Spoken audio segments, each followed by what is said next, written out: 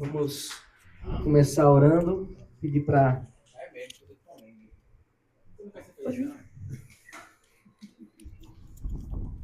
Pedir para Adriele fazer essa oração, Deus abençoar nosso estudo.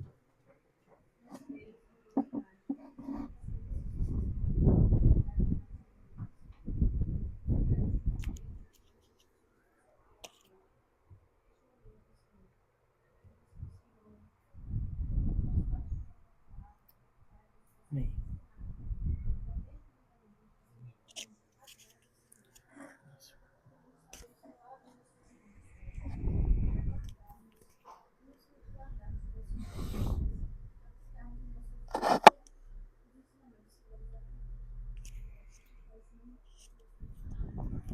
Amém. Amém.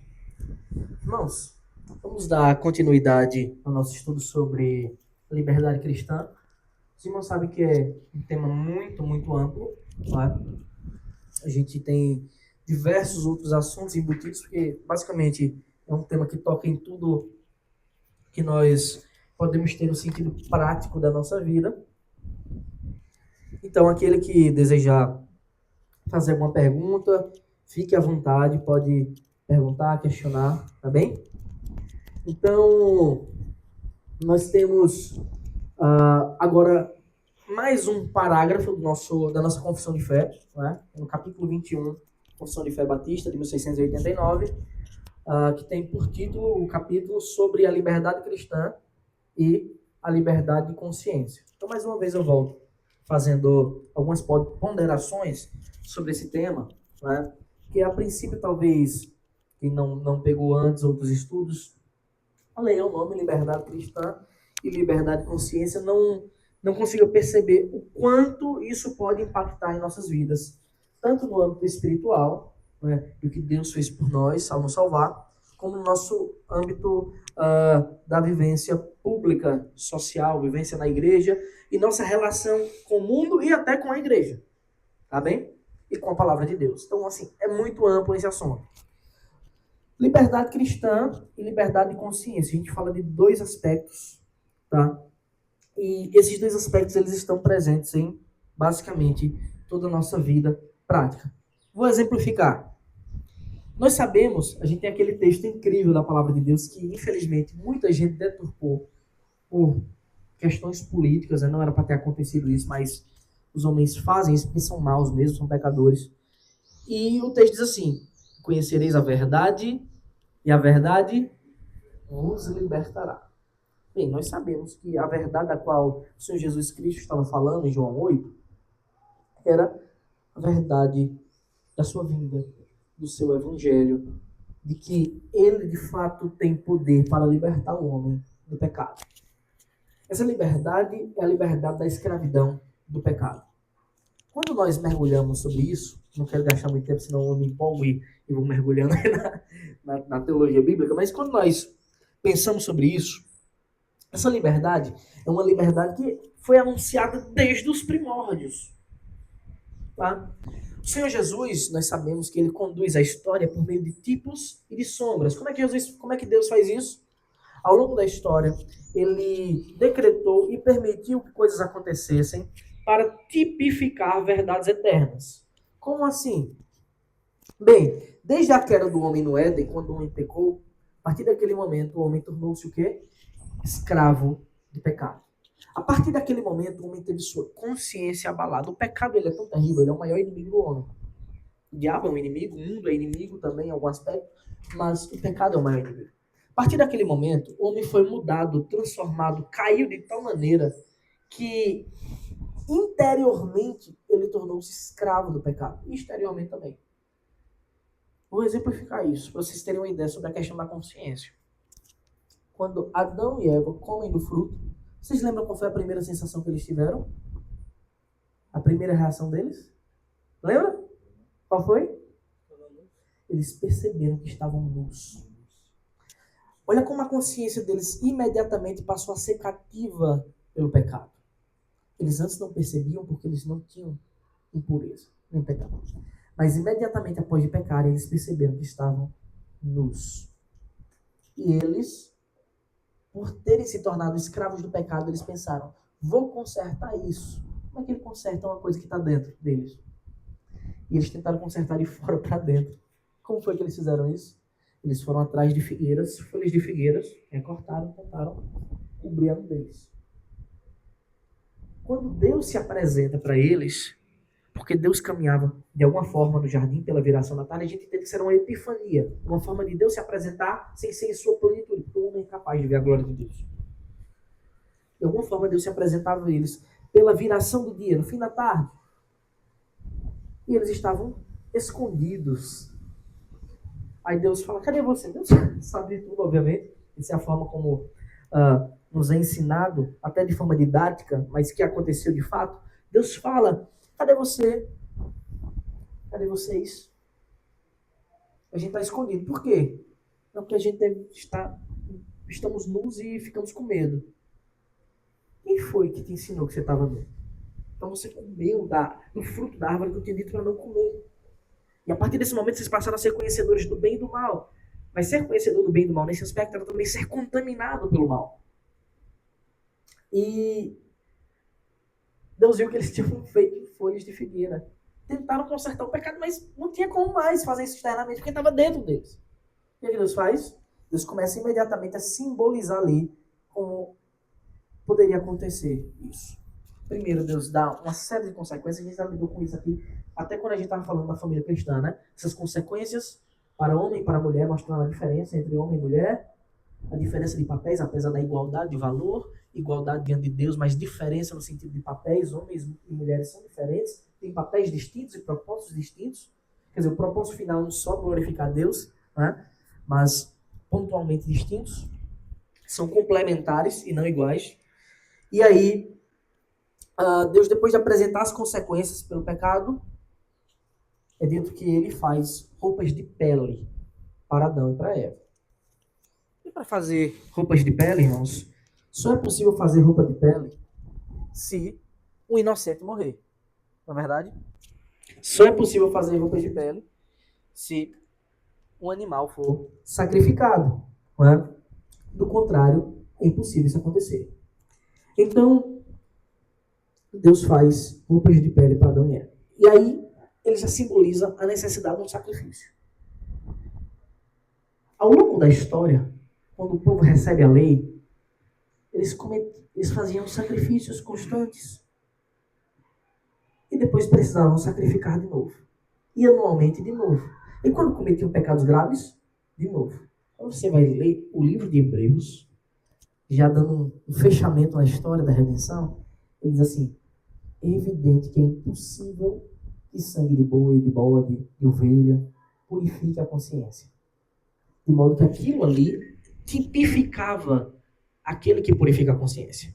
Ou seja, eram sombras. Tipos e sombras na Bíblia foram a forma que Deus usou ao longo da história para apontar como se fossem setas. Aquilo ali representa o ato de obediência como ele devia ter a Deus, mas ali não estava o resultado final. Ele apontava. Existe um único sacrifício que pode nos purificar de dentro para fora. Só um sangue derramado pode fazer isso. Você deve, então, perceber que ao longo da história Deus agiu com a nação de Israel, tipificando as coisas. Uma dessas formas foi quando, isso por consequência, Deus age na história de forma tão soberana que tudo concorre, tudo acontece de modo que o seu propósito fique estabelecido. Você deve lembrar que, em um determinado momento, os filhos de Israel, seus descendentes, eles ficaram cativos no Egito. Não por 1 ou 2 anos, mas por mais de 400 anos. Escravizados, forçados a trabalhos servis, não é? Forçados a uma servidão física por uma nação má, uma nação que não conhecia Deus, homens que não tinham nenhum relacionamento com o Senhor. O que simbolizava essa escravidão? Simbolizava a escravidão do pecado, na qual Deus levanta um libertador, Moisés, que Moisés simbolizava, tipificava Cristo, o verdadeiro libertador, mas ainda não era Cristo. Ele ainda não podia fazer o que Cristo fazia. Ele não pode, na verdade, só Cristo pode. Mas ele apontava. Então Deus realizava na história atos que apontavam para o Senhor Jesus. Moisés, nós sabemos como, por meio das pragas, aquilo tudo, liberta o povo. Se a gente for mergulhar nos tipos de Cristo, né, a gente vai ver o quão Deus é detalhista. Por exemplo, Moisés recebe a lei aonde? No monte, né? O povo entendia a lei? Não, nunca entenderam por completo corretamente. Mas Jesus explica a lei aonde? No monte. O sermão do monte, inclusive. Ele explica cada um dos mandamentos. Então, Moisés liderou o povo por 40 anos no deserto. Cristo é levado imediatamente ao deserto. Seus 40 dias de jejum e tentação. Então, a gente tem a tipificação no passado muito clara, apontando para Cristo. Só que a verdade é que somente Cristo pode libertar o homem da pior das escravidão, da pior da escravidão, que é a escravidão do pecado. Somente Ele pode fazer isso de dentro para fora. Tá? Então, a gente tem que ter muito dessa coisa em mente quando a gente fala sobre liberdade cristã de consciência. Pode falar, velho. Eu vi um negócio da tipificação, né, que Cristo é manifestado no Antigo Testamento. Aí falava... Tipificado. Tipificado, né? Isso. A Arca de Noé também seria um exemplo disso. Aí teria algum exemplo, alguma a ver com a eleição? Sim, sem sombra de dúvida. Tudo tem eleição no meio, tá? Mas não vou mergulhar, senão a gente vai ficar muito longo, né, falar de eleição. Mas sim, a Arca de Noé tipifica o quê? A condenação. Deus condenou o mundo, mas preservou um povo. Né? Deus apresentou ali, condenou o mundo, mas depois de preservar a família de Noé, ele também deu uma norma, né? Uma norma da lei para Noé viver e para todos os homens. Né? Essa norma apontava para a sua pureza, a sua santidade. Então, sim, tipifica de vários modos, mas também mergulhar, né? A gente chama de aliança noaica, né? Essa aliança de Deus com Noé, que apresenta verdades para nós, muito instrutivas, mas também tem tipificação ali o tempo todo, tá bem? Noé, nesse aspecto, foi um tipo de Cristo, né? Aquele que preservou um grupo, a sua família, né? Pela obediência. Sim, sem sombra de dúvidas, tá? Mas, quando nós falamos de liberdade cristã e liberdade de consciência, devemos ter tudo isso em mente. Tá? Olha, o que Cristo faz por nós, ele nos liberta não só de um cativeiro físico, mas ele liberta também as nossas consciências da escravidão do pecado. Significa dizer que, estando libertos da escravidão do pecado, nós passamos a ser agora impecáveis? Não. Significa dizer que nós não somos mais escravos. Mas na nossa carne, a nossa carne ainda tem a corrupção do pecado. Significa dizer que, por vezes, seremos tentados a pecar. Compete a nós dominar isso. Como nós fazemos com isso? Usando os meios de graça para lutar contra o pecado. Lutar contra o pecado não significa confrontá-lo. Muitas vezes lutar contra o pecado significa fugir, né? A gente ouve a instrução bíblica, fuja dos desejos da mocidade, por exemplo. Né? Então nem sempre lutar contra o pecado vou dar um exemplo, né? A gente vive num tempo que surgiu-se um elemento novo. Esse elemento sempre teve em algum aspecto presente na história da humanidade, mas a gente tem esse elemento, infelizmente, hoje de um modo diferente, que é a pornografia. O acesso na internet agora, né, com a questão já existia antigamente de forma física, né, revistas, essas coisas, mas o acesso agora pela internet é muito mais fácil, né? Então as pessoas, como é que a gente luta contra a pornografia? Não, eu luto o seguinte, eu fico no meu quarto, tenho um computador lá, e eu uso o computador e me forço a não entrar em sites assim. Assim você não está lutando, assim você está dando todas as brechas possíveis se você tem um problema com pornografia. Você está a um passo de cair na pornografia. Você luta e fazendo o contrário. Com alguns pecados, correndo dele. Uma pessoa assim, ela não pode... A pessoa que tem esses problemas, ela não pode estar no seu quarto, fechado com o computador dentro. Ela deve fugir. Fugir da aparência do mal. Fugir. Então, não se ache forte a ponto de lutar. Não é? Paulo ensina, quando eu estou fraco, eu estou forte. Mas voltando para nessa questão da liberdade, não é? Nós devemos perceber que a liberdade que Cristo nos dá é a liberdade da possibilidade de lutar contra esses pecados, de fugir deles. Antes, quando escravos do pecado, o ser humano é incapaz de fazer isso. Não acha que pessoas que estão vivendo de forma virtuosa, elas estão vivendo em santidade, fugindo de pecado. Pelo contrário, elas estão escravas do pecado. Elas conseguem mudar procedimentos de vida, jamais se tornar santas pela própria força. Então, a liberdade cristã, ela nos ensina que Cristo nos possibilitou liberdade real. Como ele ensina isso? Ele diz: conhecereis a verdade e a verdade vos libertará. Conhecer não é um mero raciocínio, mas é relacionar-se com a verdade. Nós sabemos que ele é a própria verdade, que tudo sobre ele é a verdade plena. Seja nos aspectos da lei do passado, tudo se cumpre nele, sendo ele o verdadeiro libertador, ele o verdadeiro profeta, ele o verdadeiro sumo sacerdote para sempre, o verdadeiro sacrifício, o verdadeiro Deus, o verdadeiro rei. Tudo é sobre Cristo. E ele nos concede liberdade porque ele pode fazer isso. Sendo rei, ele tem esse poder, tá? Através da sua graça. Então, quando a gente fala sobre liberdade cristã, ela é muito ampla, porque ela começa de dentro. E quando fala sobre isso, falamos automaticamente de todos os possíveis pecados existentes na humanidade, né? Todas as possíveis fraquezas e falhas. Você vê como é amplo esse tema. Mas também, quando lemos sobre liberdade cristã, nós lemos que Jesus ele nos libertou do jugo da lei também. Existia uma lei cerimonial da qual os homens tinham que cumprir, mas ela se torna cumprida em Cristo. Então existem aspectos da lei que não competem mais a nós. Vou dar um exemplo claro. Uma lei dietética. Existe uma dieta para crentes, que crentes têm que cumprir essa dieta? Não existe. Não existe elementos que não podemos comer, porque nos apresentam como pecado por nos contaminar como as outras nações fazem. Não existe. Entende, irmãos? A gente tem que saber disso. Então você não está obrigado, não é, a seguir uma dieta como, por exemplo, não poder comer carne de porco, não poder comer camarão, né, não poder tomar café ou alguns outros mariscos, essas coisas, né, do tipo. Enfim, não existe uma lei dietética. Então a liberdade cristã é a liberdade de consciência. Veja, a liberdade de consciência, essa possibilidade de lutar contra o pecado, mas também de conhecer a palavra de Deus e dizer que eu não estou obrigado a algumas coisas que as pessoas julgam estar obrigadas. Tá? Então, é muito amplo esse tema e ele impacta diretamente na nossa vida.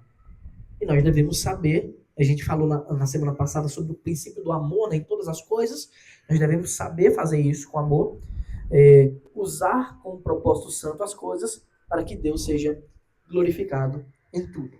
Nós vamos dar um mergulho agora na nossa confissão de fé, a partir do 3º parágrafo. Aqueles que, sob pretexto de liberdade cristã, praticam qualquer pecado ou toleram qualquer concupiscência pecaminosa, com isso deturpam o propósito principal da graça do Evangelho para sua própria destruição. A liberdade cristã, em outras palavras, jamais encontra amparo na Bíblia para que seja transformada em libertinagem. Liberdade para desfrutar as coisas que Deus fez e para viver de forma livre da culpa do pecado, jamais me levará a pecar. Vocês compreendem isso? A liberdade jamais pode nos levar ao pecado. Então, o apóstolo Paulo fala em Romanos capítulo 6, versículos 1 e 2. Que diremos então? Continuaremos no pecado para que a graça aumente ainda mais? De modo nenhum. Como viveremos no pecado nós que já morremos para ele? Então vocês compreendem que a liberdade cristã também significa dizer morrer para o pecado, morrer, significa essa relação de escravidão foi encerrada. Eu não estou mais debaixo do jugo do pecado, então não posso mais viver pecando. Porque vocês, se viverem no pecado, como Paulo vai dizer lá no capítulo 8, caminharão para a morte. Mas se pelo Espírito mortificares os feitos do corpo, certamente viverão. Então, a liberdade que recebemos é também para dizer não ao pecado, jamais para continuar pecando. Porque algumas pessoas disseram que está escrito que onde abundou o pecado, superabundou a graça. E de fato, onde nós, antes da conversão, antes de conhecermos Cristo, vivíamos mergulhados no pecado, escravos, dominados por nossas paixões, por nossas concupiscências, esses desejos imorais pecaminosos, eram abundantes em nossa vida. Desenfreados, porque a gente não se preocupava com isso. Quando conhecemos Cristo e a liberdade verdadeira dada da salvação pela fé, quando conhecemos a graça de Cristo, isso foi quebrado, esses grilhões de morte foram rompidos, as cadeias foram abertas, as grades da escravidão foram escancaradas, e aí a gente foi livre, fomos libertos. Aí alguém pode dizer, onde abundou o pecado, onde tinha muito pecado, mas ainda abundou a graça de Cristo. A graça de Cristo foi maior, suprimiu todo o pecado, porque a sua misericórdia triunfa sobre o juízo, porque ele é muito bom. Aí alguma pessoa maldosa, maligna, que não conheceu de fato a liberdade do pecado, pensou, então se abundou o pecado, mas ainda aumentou a graça, o que é que eu vou fazer? Então eu vou pecar mais para que a graça ainda seja maior. É verdade isso? É óbvio que isso não condiz com a natureza do reino. É óbvio que isso é justamente o contrário. Pessoas estavam vivendo assim no passado e vivem assim hoje. Não obstante, o apóstolo Paulo está falando sobre isso.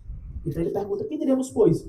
Continuaremos no pecado para que a graça aumente ou abunde ainda mais? De modo nenhum. Como é que a gente vai viver no pecado se a gente já morreu para ele? Se essa relação de escravidão já foi encerrada? É engraçado porque Paulo fala assim, já morremos para ele porque recebemos uma nova vida. Quando nós renascemos em Cristo, significa dizer que a nossa vida antiga morreu. Portanto, as dívidas que incidiam sobre o morto, o Mário que morreu no passado, foram encerradas em Cristo. Não se cobra o morto. Ninguém pode ir num túmulo dizer, pague minha dívida. Não faz sentido. Mas também, se recebemos uma vida nova, não podemos contrair as mesmas dívidas. Não faz o menor sentido também. Recebemos uma vida nova, com um propósito novo. E a liberdade cristã e de consciência me leva a jamais me colocar sob o jugo da escravidão. Aquele que está livre não pode querer voltar a ser escravo. Se alguém quer voltar a ser escravo, na verdade, nunca foi liberto. Só conseguiu passear um pouquinho fora. Passeou um pouquinho fora, mas voltou. Então, a confissão de fé continua. Assim como também destroem totalmente a finalidade da liberdade cristã, a qual consiste em que, sendo libertados das mãos de todos os nossos inimigos, possamos servir ao Senhor sem temor, em santidade e justiça perante Ele, todos os dias das nossas vidas. Então, a liberdade cristã nos dá a possibilidade de servir a Deus sem temor, sem o medo. A gente já viu, né? Sem o medo serviu, sem temor. A nossa liberdade agora é para servir a Deus em santidade e justiça, com alegria diante dele por toda a nossa vida. Então o apóstolo Paulo diz, porque vocês, irmãos, foram chamados à liberdade. Mas não usem a liberdade para dar ocasião à carne. Pelo contrário, sejam servos uns dos outros pelo amor. A liberdade que recebemos de Cristo jamais pode nos conduzir por um caminho ruim. Jamais pode nos conduzir por um caminho desagradável. Alguém jamais pode dizer, se eu sou livre, então eu vou fazer o que eu quiser, porque eu sou livre. Pelo contrário, alguém que diz assim, você reflete comigo um pouquinho. Alguém que diz assim, eu sou livre, Cristo me libertou. Então eu posso fazer absolutamente tudo, estou desbloqueado para tudo. Essa pessoa, na verdade, ela só está expondo, revelando com suas palavras que ela é escrava ainda. Aquele que é livre para fazer o bem, é livre também para rejeitar o mal. Se alguém diz que é livre, mas não consegue rejeitar o mal, ele não é livre. Se alguém que diz que é livre, da concupiscência que é algo ruim, e ser livre também significa ser desperto para ver o quão mal é aquilo, não pode desejar aquilo. Quando deseja aquilo, você está dizendo, desejar no sentido de desejar e querer, e buscar. Você está dizendo, eu não sou livre de verdade. Isso está me aprisionando, eu não consigo. Por vezes a escravidão ela vem travestida, né? Ela vem disfarçada de liberdade, não é? Observe, nas grandes universidades hoje em dia, os lugares onde mais são propagados as maiores loucuras e impiedades e coisas contrárias à lógica, são os lugares onde as pessoas dizem, aqui temos a cachola aberta. Aqui a gente pensa e vai para onde quiser. Os lugares onde são ensinados a ideologia de gênero, por exemplo. Os lugares onde são ensinados a todas essas ideologias que são contrárias à palavra de Deus. Os irmãos conhecem todos aí? Aborto, todas essas coisas. Os lugares onde as pessoas se esforçam para dizer, não, o feto não é vivo não, ele é vivo a partir de tal dia, do 6º mês, do 5º mês. As pessoas que ensinam isso, que buscam achar, elas não são livres. Pelo pretexto da liberdade de fazer o que quiserem, na verdade, elas são tão escravas que suas vidas se resumem a tentar provar um ponto de liberdade.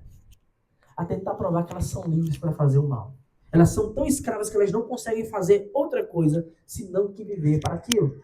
É o que Paulo diz. Inculcando-se por sábios, tornaram-se loucos. São os lugares onde as pessoas mais acham ser sábias. São loucos. Terríveis. Pregam. Veja, onde é que surgem essas coisas?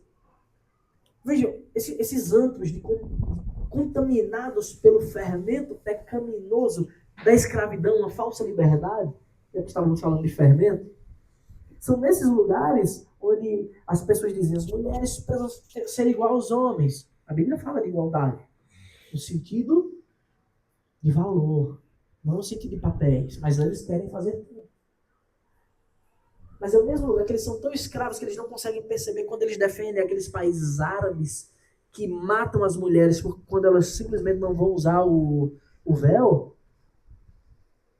Eles dizem, olha, é a cultura. Eles são tão loucos que eles não conseguem perceber a contradição. Eles são tão escravos da própria malignidade que eles acham normal isso. E acham estranho no lar cristão a mulher ser responsável pelo lar, pelo ensino pontual dos filhos. Você consegue perceber o nível da escravidão? Eles são incapazes. Eu não estou falando que uma mulher não pode trabalhar, não, pode. Eu estou falando da incapacidade deles, mesmo com tantos títulos acadêmicos, perceber isso. Onde surgem, então, as maiores defesas dessas maluquices? Nas grandes universidades. O lugar onde as pessoas dizem, aqui temos a cachola aberta, aqui refletimos e pensamos melhor que todo mundo, aqui temos um método científico. Onde surgem as maiores impiedades, a defesa pública e formal dessas coisas é lá. Onde as pessoas estão escravizadas. Tem crentes, tá, irmãos da universidade? Não estou dizendo que só tem ímpio, não. Mas é quem grita mais, né? Pelo menos. Engraçado que, por muito tempo, os evangélicos, né, os cristãos foram acusados de ser o povo que grita, né? Fala alto. Que incomoda realmente. Então, nós somos chamados para a liberdade. Isso, ser chamado para a liberdade, também significa dizer, perceber o quão o mundo está escravo de suas concupiscências, de suas paixões, a ponto de devotarem todo o esforço para tentar confirmar, explicar o que é inexplicável. Pessoas dedicam suas vidas para provar que o aborto é viável. É um caminho possível, verdadeiro. Dedicam isso na medicina, dedicam isso no direito, dedicam isso na filosofia e até falsos pastores dedicam isso na teologia. Para tentar provar um ponto. Que é óbvio. Qualquer um que foi liberto por Cristo sabe o que é verdade. E como esses pensamentos são maus. Veja, eu estou pegando um ponto que a irmã citou aqui, o aborto. Mas tem tantos outros que são citados aí. E que tentam direcionar uma nação. Eu vivenciei, né? Porque eu fiz velho. Sim. E aí, numa disciplina optativa que eu peguei, aí tinha uma história. E aí a gente começou a falar de igreja, e simplesmente porque eles não acreditam, né? Sim. Então, lá, a Bíblia, quem deixou a Bíblia foi o homem. Como você pode provar? Então, aí questionava assim, o tempo todo. Aí, às vezes, por vezes eu fazia prova, eu estava no módulo lá, tinha um lugar que chamava senzala. Sim, eu ouvi Então, falar. às vezes, no meio da prova, o pessoal estava lá usando drogas, e a gente era obrigado a fazer a prova e tá inalando aquele aroma. Dessa, né? Libertinagem. Libertinagem, exatamente. Não, tinha. Tem um espaço lá Tem um na. espaço lá. Tem, famoso por isso. O nome é senzala, é líquido. Só que esse espaço ficava próximo da minha sala. Todo mundo sabe que vão pra lá consumir drogas, né? É livre, qualquer um que pode, que quiser, pode. Isso. Então ninguém podia reclamar. Porque Dentro da universidade era pública. direito dos alunos e quem quisesse. Às vezes até pessoas de fora entravam lá e usavam. E a gente tinha que estar lá estudando, fazendo prova e sentir aquilo. Exatamente. Veja, isso não é um cenário particular de lá, não. Eu já estudei lá também, não é um cenário particular lá, não. É praticamente universal. Eu já ouvi dizer que a UFBA Tem lugares piores, sem sombra de dúvida. Então, assim, são escravos do pecado em vários níveis. É uma escravidão muito grande e eles julgam ser as pessoas mais livres, libertas, né? Mais transcendentes na mente, têm a mente mais aberta, né? E quem discorda deles são quadrados, bitolados, fechados, não sabem de nada, ignorantes, místicos, né? Então, assim, a liberdade cristã significa percebermos que podemos dizer não a todas essas mazelas, ainda que esses homens tenham títulos e achem que são mais sábios do que todo mundo. A gente pode ver o erro que eles não veem, porque eles são escravos. E a escravidão do pecado, ela é muito grande, irmão. Ela não é uma escravidão que tem algemas físicas, se alguém está sendo pressionado fisicamente. Ela invade o seu coração de dentro para fora. É por isso que a verdadeira transformação no cristão também tem que ser de dentro para fora, jamais externamente. É o contrário. O Espírito Santo nos inflama com seu fermento gracioso de dentro para fora. Contamina o nosso para o bem também. Não é? Então, é importantíssimo a gente perceber isso, para que a gente não seja tentado a ceder à concupiscência da carne, a gente não seja tentado a usar o pretexto da liberdade cristã para a libertinagem, porque nós somos livres para viver para a glória de Deus, o que era impossível antes. A verdadeira liberdade consiste em você saber que, inclusive, você pode fazer coisas e que você não fará, porque você é livre para dizer não para essas coisas. Enquanto os ímpios não são livres. Eles nem podem dizer não para o pecado e nem podem dizer sim para o bem. Paulo ele ainda contrasta lá em Romanos 7, né, isso de forma, né? Tem um debate sobre cristão ali, se ou não é, mas encaixa muito bem. Paulo diz, olha, o bem que eu quero eu não faço, o mal que eu quero esse eu faço. Miserável homem que sou. Só que o texto ele termina mostrando onde a gente encontra o remédio, né? Graças ao nosso Senhor Jesus Cristo. Lá a gente encontra a liberdade real. Alguém quer perguntar mais alguma coisa? Pode falar. Eu estava no negócio de Isaías 44, né? É sobre idolatria. Aí, vamos falar de pecado também, né? Sim, sem sombra de dúvida. Aí, Isaías 44, assim, o filho não sou, né? É muito indiscutível a condenação à idolatria. Essa é bem direta, sabe? Sem papas na língua, né?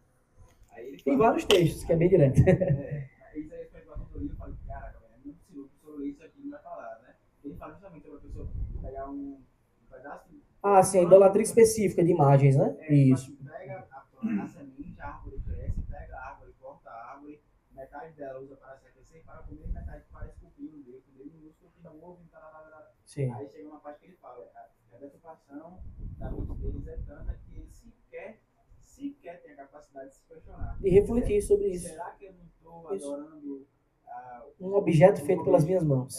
Aí você vê como que realmente, né, o pecado da prisão emburrece, né, de certa forma, né? Uma expressão popular seria essa, é fato mesmo. Não tenho dúvida que aquele que se torna liberto em Cristo, ele se torna mais inteligente, porque as escamas são tiradas dos olhos, ele pode enxergar a verdade, eu não tenho dúvida disso. Isso é na igreja católica, tipo assim, e eu tava vendo aquele Miguel, Sim. eu tava vendo uma reunião deles de pastores, sabe, do YouTube, fazer essa consciência Como era? que ele pensa, sabe? Rapaz, velho, a disciplina que tá, velho. Tipo, os pastores ficam no nível maior que ele, você tem vou investir em você, você tem um grande talento, como se Miguel fosse É um produto para ser vendido mesmo, né? O evangelho não tem nada, o cristianismo não tem nada. Isso é escravidão A também. realidade dele, a retórica dele é boa, só que, tipo assim, né, só que, tipo assim, você vê pastores mais velhos, mais que você presume, né, não, devem saber mais, não conseguem, pô, exortar ele, entendeu? Aí você falou também, da pessoa, Mari, falando sobre a questão das parábolas, é interessante, né? Que quando a gente vai pegar o evangelho, a gente tem que usar uma parábola, né? Sim. Aí que realmente, assim, por exemplo, eu estava na casa do parente meu, esses dias que ele não lê a Bíblia, não vai lá na Bíblia, só que ele posta as frases no Instagram, mesmo assim, né? Aí, por exemplo, aí quando ele falou isso, eu já entendi que era um terreno que não dava para falar muito da Bíblia. Tipo assim, Tem que ser mais simples, eu falei, eu vou ter que buscar alguma coisa que seja lógica para ele, porque o que é lógico para mim, para a filha dele, para a mulher dele que são convertidas, não é lógico para ele. Eu como Sim. não era convertida quando tinha 17 anos. A gente chama isso de contextualizar no evangelismo. A gente tem que contextualizar. E eu, como converti com 18, eu me lembro muito bem como era o meu pensamento também, né? Sim. Aí eu sei, tipo assim, pô, velho, isso faz aqui, ele não vai entender direito. Vai entender, vai demorar um pouquinho. Aí eu peguei e usei a questão do julgamento, né? Aí ele começou a se irritar, falou, não, o Seju, assim, você vai entender comigo não, né? Com a mulher dele, ele fala nessa questão do julgamento, ele fala muito de yoga, de benfeitorias, né? Aí eu peguei e falei a questão do julgamento, né? Falei, ó, a questão do julgamento na Bíblia, não é que realmente, de fato, o julgamento de povo, arrogante, eficaz. Não pode acontecer. Não pode, isso aí não é justificativa. Justificativa realmente para isso, você está certo, não faço estar errado. Realmente, educação, e eu acho que a educação é a boa compostura é inerente a uma pessoa que é temente a Deus, né? Então, por exemplo, Sim. vamos supor, o que a gente faz com a questão frente ao julgamento é como, por exemplo, com sua filha. Se você vê sua filha começando a dar uma boca de fumo, usar droga, você vai julgar ela. Aí você vai falar o quê? Que é certo ela falar para você que você está errado, que você está ajudando ela? Não, você está ajudando ela porque você sabe o que é melhor, qual a melhor condução para que ela não enverede por um caminho que vai culminar, desenvolver de uma coisa ruim, prisão, ou se envolver com alguém que possa fazer mal a ela. Você vai julgar, mas é um julgamento santo, de acordo com a justiça e Com o padrão correto. Aí entende, entendeu? Sim, perfeito. A ideia é essa mesmo. A gente tem que contextualizar algumas coisas, né, para explicar. Mas, voltando para o nosso tema, mas tem a ver também com a questão da liberdade, né, cristã. Eles não percebem coisas óbvias, né? E ainda que conheçam alguns textos bíblicos, alguns elementos, sem a real interpretação, sem a real liberdade, eles não podem chegar à conclusão correta, né? Pedro, comentando, né, o aspecto que nós lemos aqui da confissão de fé, ele diz: porque falando com arrogância, palavras sem conteúdo, enganam com desejos libertinos de natureza carnal aqueles que de fato estavam se afastando dos que vivem no erro. Observe, as pessoas, pela eloquência, pela forma de saber falar, como alguns pastores, né, acabam enganando com desejos libertinos da natureza carnal. Veja que esses desejos são da natureza carnal, não espiritual. Prometem-lhes a liberdade quando eles menos esperam, são escravos da corrupção, pois aquele que é vencido fica escravo do vencedor. Olha se isso não acontece com essas ideologias malucas. Elas vêm prometendo liberdade, daqui a pouco a pessoa envereda, você vê a pessoa se transforma até fisicamente, alguns, né? Começam a dizer que tem a sua sexualidade A, B, C, D, são centenas agora, né? E a pessoa vai se transformando fisicamente, daqui a pouco ela é escrava de uma ideologia maluca. Ela não consegue se libertar, vira uma pessoa literalmente insuportável, porque ninguém aguenta uma pessoa assim. E algumas, com a graça de Deus, são transformadas e você vê o retorno. Em alguns casos a gente vê até na internet o retorno de alguém que foi escravo de uma ideologia maluca e depois volta, né? Mulheres, por exemplo, voltando a ser mais femininas, homens voltando a uma masculinidade mais firme, né? Pelo menos visualmente, esteticamente. E a gente vê como essas pessoas, por meio de uma promessa falsa de liberdade, que só o evangelho pode dar, elas se tornam mais escravas. Elas se tornam mais corrompidas. Sabe? Isso é incrível como o pecado ele tem essa natureza astuta de seduzir, prometendo uma coisa que só o evangelho pode dar. Na verdade, o pecado faz isso sempre, né? O pecado faz isso sempre. Promete alegria quando no fim dá tristeza. Né? Promete o louvor quando no fim traz o ódio. Promete liberdade quando traz escravidão. Né? Então, só Cristo pode nos dar essas coisas. Só a verdadeira graça de Deus. Né? Prometem-lhes a liberdade quando eles mesmos são escravos da corrupção.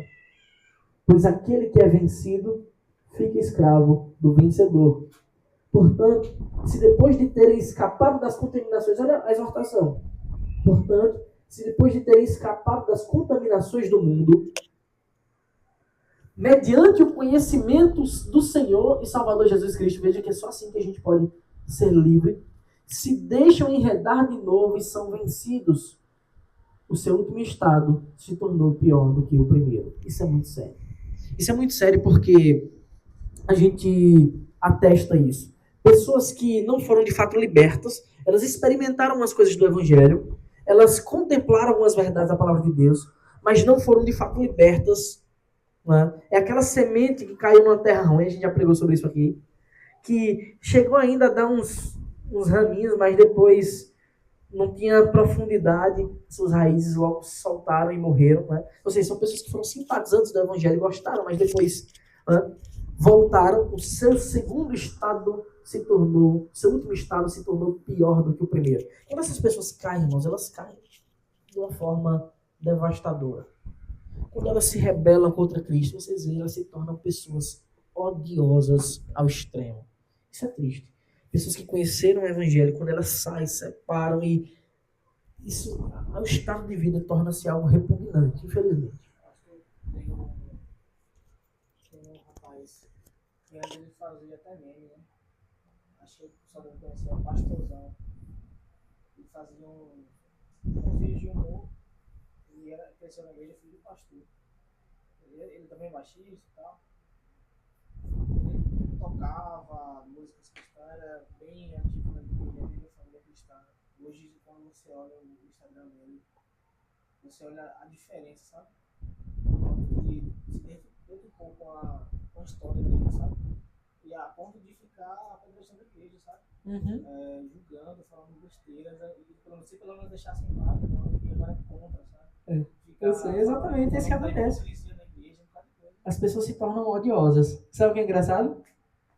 Se a graça de Cristo incidir sobre a vida dele, a mesma igreja que ele deturpa todas isso vai abraçá-lo por completo, como sempre abraça.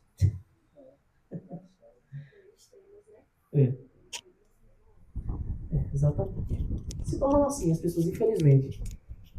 Ao que Pedro disse, pois teria sido melhor que eles nunca tivessem conhecido o caminho da justiça, do que após conhecê-lo, voltar atrás e se afastar do santo mandamento que lhes havia sido dado. Era melhor que eles nunca tivessem experimentado, porque o segundo estado é muito pior. E a quem mais é dado, mais é cobrado. Com eles aconteceu o que diz certo provérbio muito verdadeiro: o cão volta ao seu próprio vômito e a porca lavada volta a rolar na lama. Essa é uma das coisas mais terríveis que pode acontecer com alguém que conheceu o Evangelho, experimentou. É o mesmo contexto de Hebreus 6, que não está sendo dito sobre perder a salvação. Essa pessoa sempre foi escrava. Ela nunca deixou de ser escrava. Ela conheceu a verdade, mas nunca foi liberta. E quando voltou a servir com fidelidade o seu antigo senhor, o pecado, volta de uma forma mais terrível ainda. Oi? Sim, seria uma aposta. E quando, no caso, porque tem religião, né? Minha mãe é muito, então, assim, imagens, coisas assim, meu pai já tem que explicar. Sim. Mas ela prefere não acreditar. É uma forma de escravidão também. Sim, sem sombra de dúvida. Da idolatria, isso. Mas, assim, porque na visão dela, as pessoas, é o que é o certo. Foi ensinado a vida toda, pelo para poder mudar. E tem até uma visão que ela, vou botar assim no Instagram, tá tudo mesmo dela, assim. Seguindo Maria, eu chego a Jesus. Algo assim. Só que eu também já estive nesse lugar. Sim. Sabe? Então eu não julgo. Mas eu fico assim, o quanto as pessoas ficam cegas. Eu não sei se cega seria a palavra. Seria assim, eles são incapazes de compreender algo que é óbvio pra gente. Porque na religião não é explicado. Mas na católica a gente não tem estudo. Isso. É assim, tem ali um folhetinho, lê a passagem, explica ali, mas não tem esse costume. De aprofundar, são poucos aí que se então, aprofundam. assim, todos, são poucos, né? Alguns então acreditam realmente na tradição. Isso. E infelizmente os que se aprofundam para tentar provar essa tese da tradição. E a catequese também. Não. Eu fiz tudo. É tradição, São textos tirados de contexto para provar teses. Sim. E até, né? E não. Então, assim, escravidão. A escravidão, ela não é... Quando a gente fala escravidão do pecado, a gente sempre imagina uma pessoa que vive a vida mais imoral, e não é isso. A escravidão do pecado são pessoas que simplesmente são incapazes de enxergar a verdade, por mais óbvia que ela pareça, para quem já conhece. Né? Por isso nós descobrimos que a verdade bíblica, a verdade do Evangelho, ela necessita obrigatoriamente da ação do Espírito Santo. Sem a obra do Espírito Santo é incapaz. Não tem eloquência, não tem explicação, não tem nada que vá tocar o coração da pessoa. Sem o Espírito Santo é impossível. Né? A pessoa pode ser o melhor pregador do mundo, não vai ser capaz. Agora, se Deus agir, até... A gente vê, né, que as pessoas Isso é triste. Eu também tenho casos assim na família semelhantes, mesma coisa. E é muito triste, porque a gente sabe que está no caminho errado, a gente foi liberto. O que é que nos cabe? Clamar a Deus, orar, né? Pedir ao Senhor, confiar na bondade de Deus e, quando nos é dada a oportunidade, apresentar com amor e erro. Porque algumas pessoas, às vezes, foram bombardeadas e já ficam receosas, né? A gente tem que, de fato, achar um modo santo, né? Piedoso de apresentar, porque uma pessoa com 60 anos da vida, vivendo uma coisa. vivendo aquilo, ela não vai De qualquer de jeito. qualquer jeito Isso. mudar. Exatamente. Tem toda uma barreira que deve ser quebrada e só por meio de oração mesmo, né? Clamando pela bondade de Deus, claramente fora do nosso alcance. Né? Eu acho que essa minha obra, no contexto que ela viveu, é muito interessante, com povoados mesmo, bem afastados. E ela decidiu sair sozinha. Todo mundo brigou com ela e aí ela pegou cristã sem nem pra igreja ainda. Eu acho muito interessante mesmo. Sim. É difícil a pessoa. É.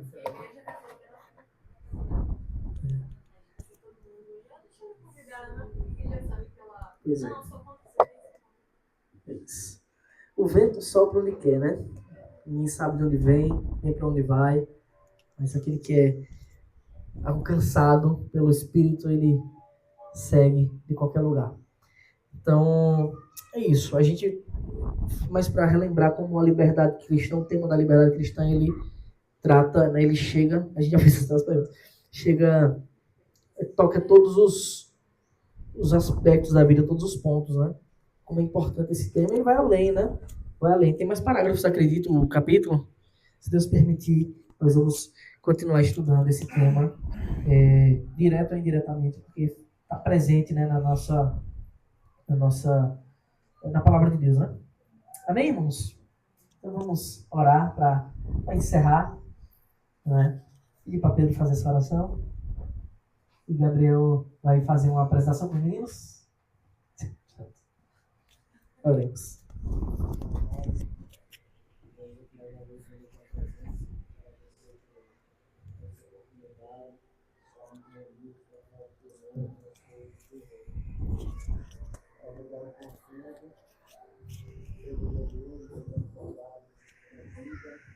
Está respirando a honra e glória do teu nome. Perdendo esses pecados, Senhor, ainda que o nosso pecado, o sangue será andado na cruz. Nós não conseguimos viver na plenitude do seu estado, na forma de esperando ansiosamente, nós possamos viver a eternidade contigo. Jesus, nós oramos e agradecemos em nome de Jesus. Amém. Irmãos, sentem apenas os 2 minutos que vai ter uma breve apresentação.